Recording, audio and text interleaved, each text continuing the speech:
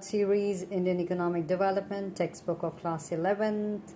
I'm doing the second unit, and in that I'm doing chapter 3. It is LPG policies, that is liberalization, privatization and globalization. I finished with liberalization, I finished reading privatization, and right now I'm going to read globalization. So, globalization. Although globalization is generally understood to mean integration of the economy of the country with the world economy, it is a complex phenomenon. It is an outcome of the set of various policies that are aimed at transforming the world towards greater interdependence and integration. It involves creation of networks and activities transcending economic, social, and geographical boundaries.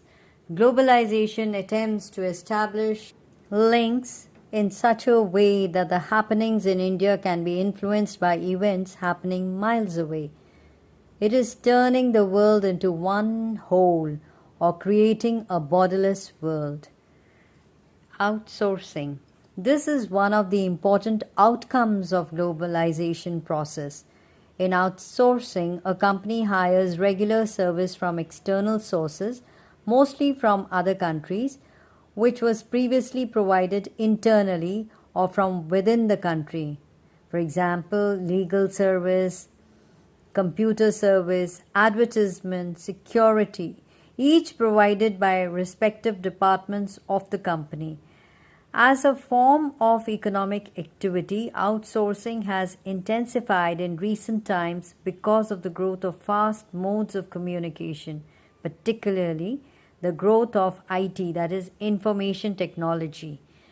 Many of the services, such as voice-based business processes, popularly known as BPO or call centers. So BPO, what is that? It is voice-based business processes. So it's known as BPO or call centers, record keeping, accountancy, banking services, music recording, film editing, book transcription, clinical advice, or even teaching are being outsourced by companies in developed countries to India. With the help of modern telecommunication links, including the internet, the text, voice, and visual data in respect of these services is digitized and transmitted in real time over continents and national boundaries. Most multinational corporations and even small companies are outsourcing their services to India, where they can be availed at a cheaper cost with reasonable degree of skill and accuracy. The low wage rates and availability of skilled manpower in India have made it a destination for global outsourcing in the post-reform period.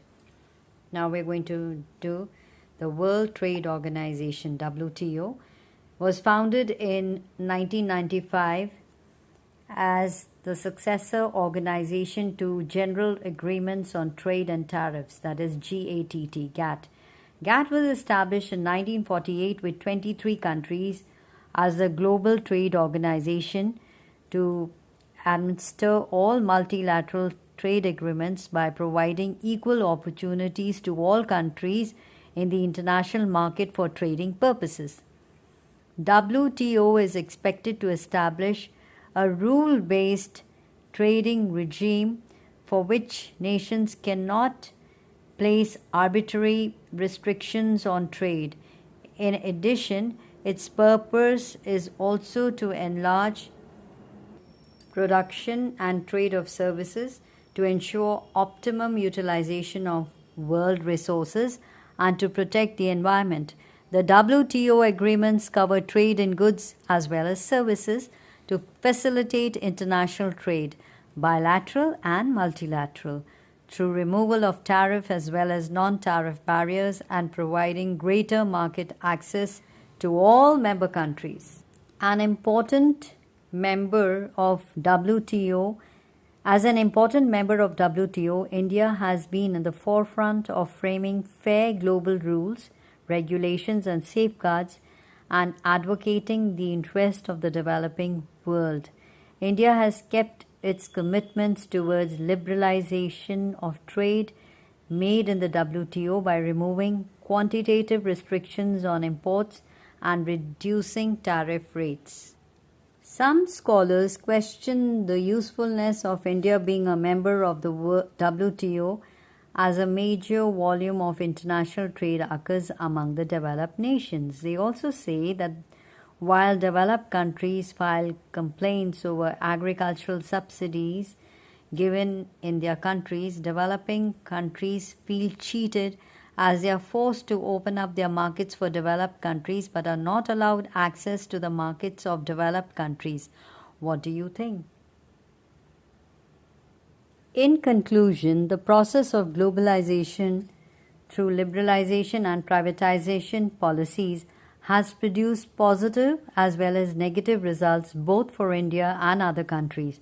Some scholars argue that globalization should be seen as an opportunity in terms of greater access to global markets, high technology, and increased possibility of large industries of developing countries to become important players in the international arena. On the contrary, the critics argue that globalization is a strategy of the developed countries to expand their markets in other countries.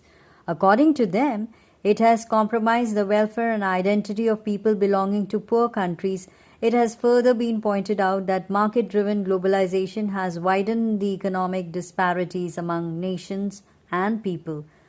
Viewed from the Indian context, some studies have stated that the crisis that erupted in the early 1990s was basically an outcome of the deep-rooted inequalities in Indian society and the economic reform policies initiated as a response to the crisis by the government, with externally advised policy packages further aggravated the inequalities.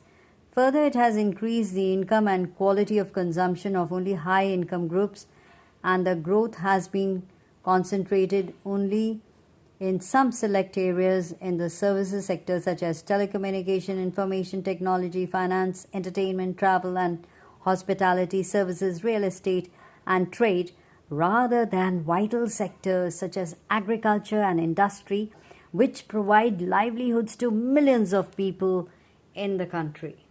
So here in box 3.2, they talk about the global footprint. Owing to globalization, you might find many Indian companies expanding their wings to many other countries. In 2000, Tata Tea surprised the world by acquiring the UK-based Tetley, the inventor of the tea bag, for rupees 1,870 crore in the year 2004. Tata Steel bought the Singapore-based Nat Steel for rupees 1,245 crore, and Tata Motors completed the buyout of Daewoo's heavy commercial vehicle unit in South Korea for rupees 448 crore. Now, VSNL is acquiring Tyco's undersea cable network for rupees 572 crore, which will control over 60,000 kilometer undersea cable network across 3 continents. The Tatas also plan to invest rupees 8,800 crore in fertilizer, steel and power plants in Bangladesh. And you can see the sources: Business Today, 22nd May 2005. So here's a picture showing IT industry as a major contributor to India's exports, and in the next one we are going to talk about Indian economy during reform and assessment. So we're going to do the assessment in the next reading that I'm going to do, and that will finish our chapter.